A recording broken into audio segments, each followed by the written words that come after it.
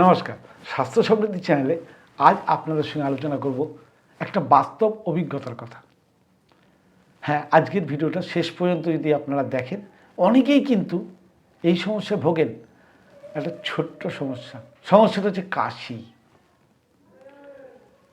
আমার এক বিশেষ আত্মীয়র দীর্ঘ প্রায় 6 মাস ধরে কাশি কিছুতেই কমছে না। বিভিন্ন রকম ওষুধ, প্রাকৃতিক বিভিন্ন চিকিৎসা, বিভিন্ন মেডিসিন, বিভিন্ন টোটকা, কিন্তু একটা খুসখুসে গলায় ইরিটেশন, কাশি কিছুতেই কমছে না। হঠাৎ আমার গুরুদেব তিনি আমাকে বললেন, গোবিন্দ শরণজি, আপনারা হয়তো ইউটিউবে তার ভিডিও দেখেছেন, তা উনি হচ্ছে মশলা থেরাপি বা প্রাকৃতিক থেরাপির বিশেষজ্ঞ। ওনাকে আমি বললাম যে गोविंद जी, मेरा एक रिश्तेदार है, तो उसको खांसी नहीं कम रहा है। तो গোবিন্দ শরণজি আমাকে বললেন যে আপনি ভয় পাচ্ছেন কেন, আপনার ঘরেই তো আছে ওষুধ, খুব সহজ ওষুধ। দুটি খেজুর দিয়ে 6 মাসের কাশি 3 দিনে শেষ।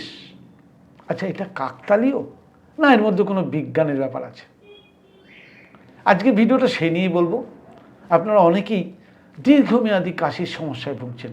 হ্যাঁ, কাশি কন্ট্রোল করা দরকার আছে, কারণ কাশি কন্ট্রোল না করলে কাশি আবার অনেক কিছু রোগের সংকেতও দেয়। আমি সেটা নিয়েও বলবো যে কখন আপনারা সাবধান হবেন। কিন্তু ভিডিওটা শেষ পর্যন্ত দেখলে বুঝতে পারবেন বা শুনলে বুঝতে পারবেন যে দুটি খেজুরের কি ক্ষমতা। বহুদিনের কাশি প্রথম দিনই 50% কমে গেল। কীভাবে? রোস্টেড খেজুর রেসিপি, অর্থাৎ ভাজা খেজুরের রেসিপি। শুনে রাখুন, লিখে রাখুন। আপনার বা আপনার প্রতিবেশীর কোনো দিন এই রেসিপি বলে যদি তার উপকার যোগাতে পারেন, তাহলে তার কষ্ট লাঘব করতে পারবেন। সেই জন্যেই, সেই উদ্দেশ্যেই আমার এই ভিডিওটা করা, আর কিছু না। বহুদিন ধরে কাশি কমছিল না। হঠাৎ একদিন আমার গুরুদেব আমাকে বললেন যে দুটো খেজুর ফাটিয়ে তার বিচিটা বের করে ফেলে দিয়ে লোহার তাওয়ায় দুটো খেজুরকে ভালো করে সেঁকে নিতে হবে। সেঁকে গরম করতে হবে। কতটা গরম? যখন পোড়া পোড়া গন্ধ ছাড়বে ততক্ষণ পর্যন্ত চেপে চেপে উল্টে পাল্টে গরম করতে হবে শুকনো তাওয়ায়। যখন পোড়া পোড়া গন্ধ ছাড়তে শুরু করবে তখন খেজুর দুটোকে নামিয়ে নিয়ে যতটা গরম গরম সাবধানে খাওয়া যায় ততটা ঠান্ডা হওয়া পর্যন্ত ওয়েট করবেন। তারপরে ওই গরম গরম খেজুর চিবিয়ে চিবিয়ে খাবেন। 2 ঘন্টা অন্তর অন্তর দুটি করে খেজুর। সুস্বাদু, খেতেও খুব ভালো। আশ্চর্য ব্যাপার, প্রথম দিন খাওয়াতেই 50% কাশি কমে গেছে। দ্বিতীয় দিনে প্রায় 70% কমে গেল। 3 দিনের মধ্যে পুরো কাশি থেমে গেল। আমার মাথায় এলো যে এর মধ্যে বিজ্ঞান কি আছে। আমি শুরু করলাম যে জানবো যে কিভাবে খেজুরের ভেতরে কি শক্তি আছে যে এই কাশিকে কমাতে পারে, যা বিভিন্ন ওষুধ বা বিভিন্ন থেরাপি করতে পারছিল না। খেজুরে থাকে শ্লেষ্মা নরম করার ক্ষমতা। গরম খেজুর গলার ভেতর একটা স্নিগ্ধ প্রলেপ তৈরি করে, যা শুকনো কাশির ক্ষেত্রে গলায় খুসখুসানি কমে যায়। খেজুরের মধ্যে ইনফ্লামেশন বা প্রদাহ কমানোর ক্ষমতা আছে। খেজুরে আছে অ্যান্টি অক্সিডেন্ট প্রচুর পরিমাণে, যা ফ্লেভোনয়েড নামে পরিচিত। এই ফ্লেভোনয়েড এগুলো শ্বাসনালীর ভেতরে যদি ক্ষুদ্র ইনফ্লামেশন থাকে, ছোট ছোট ইনফ্লামেশন থাকে, তা কমাতে কিন্তু মারাত্মক সাহায্য করে। এরপরে খেজুরটি যখন প্রিপারেশন হচ্ছে তখন লোহার তাওয়ায় করা হচ্ছে। কেন? লোহার তাওয়ার রহস্য কী? লোহার তাওয়ার রহস্য হচ্ছে লোহার তাওয়ায় সেকার ফলে সামান্য পরিমাণ লোহা বা আয়রন যাকে বলছি সেটা আমাদের শরীরে যায়। লোহা রক্তের হিমোগ্লোবিন বাড়াতে সাহায্য করে। দুর্বল শরীরে দীর্ঘস্থায়ী বেশি হয়। আর দুর্বল শরীর মানে হিমোগ্লোবিনের ঘাটতি।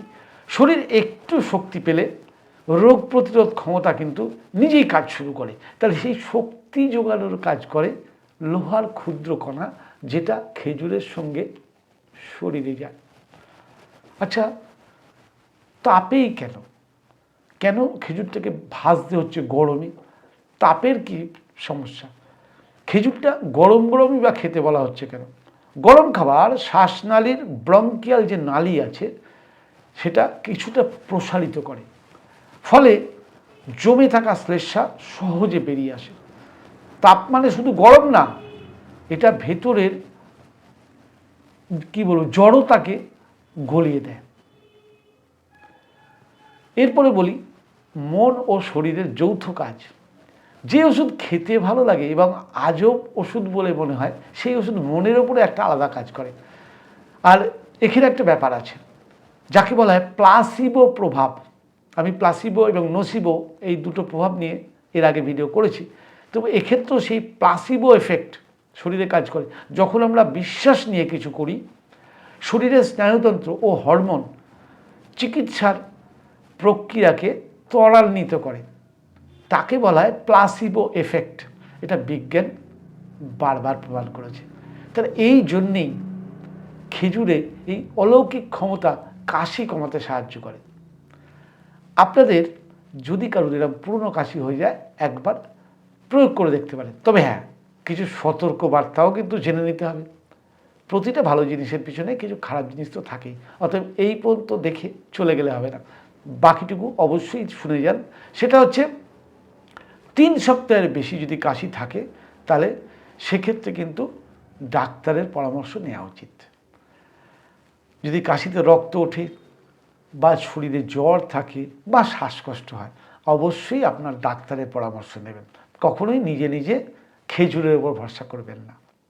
খেজুরের উপর ভরসা করতে গেলে আপনাকে সবার প্রথম এই সিমটমগুলো যদি আপনার শরীরে থাকে তাহলে কিন্তু নয়।